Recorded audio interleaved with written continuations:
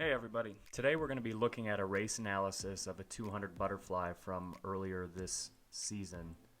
The swimmer that we're looking at is in lane 3 right here. We're just going to jump into this right away. She kind of floated the start a little bit, as you can see. We're going to go back and take a look at this real quick. Okay, kind of floated the start. Legs were a little bit loose on entry. We want to get those ankles together. Okay, right off the bat, pretty solid tempo and a nice flat stroke. Pretty light on the legs for the beginning of a 200 fly, which is kind of the way we would want to swim the first 50, just kind of a little bit more relaxed and not too much snap with the kick.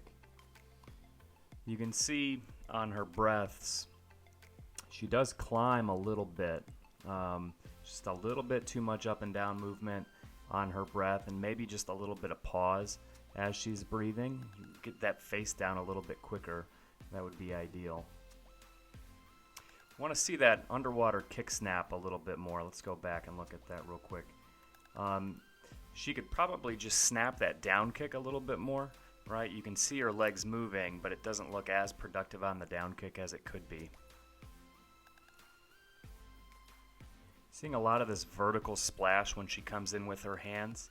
That means that she's going predominantly down with her body instead of forward. That's something we would want to work on. She took a breath right away on the first stroke there.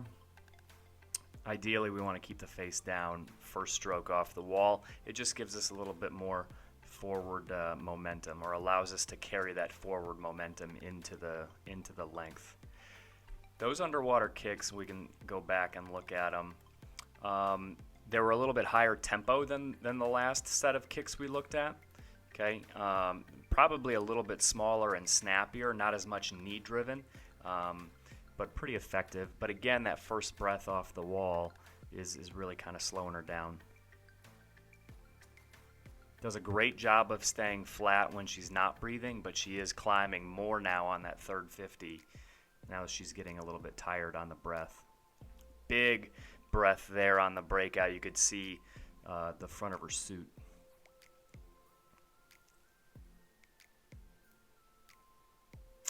She took 3 breaths into that wall there.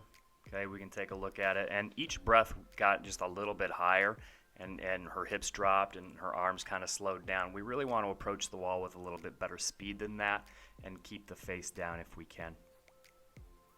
Doing a nice job of picking the tempo up coming into the finish here. A little bit flatter again when she's not breathing, and her breath has gotten quicker. So we went over the technical aspects of the race, and now we're going to take a look at the analytics. And we'll just play through the race again and follow along here.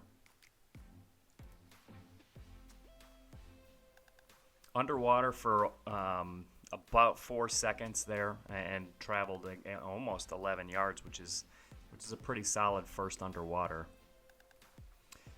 We've talked a lot about turn time on these things and how we want turns to be a second or under. All of these turns you'll see as she goes through are above 1 second. We could be a little bit quicker getting the hands off the wall.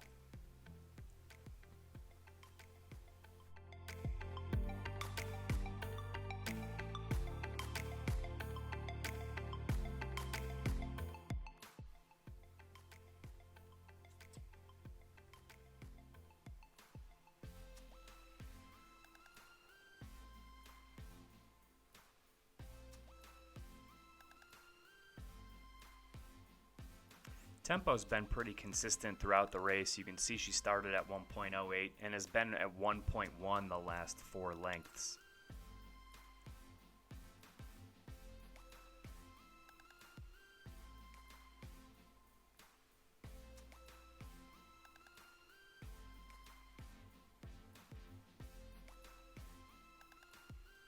Underwater for just beyond the flags there, 5-6 yards off the wall. 1.1 again there on the tempo, so she's been pretty consistent with it. You can see the cycle counts here have been pretty much 10 throughout the whole race, with the exception of this 9 here.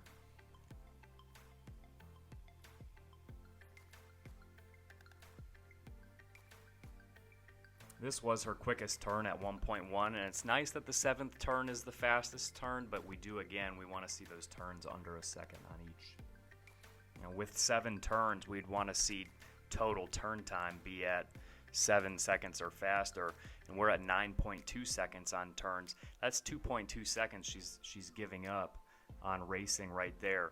You know, if we just make the turns faster, get in and out of the walls a little bit quicker, she could be 2 seconds faster without really having to try any harder. Let's take a look at the table here real quick.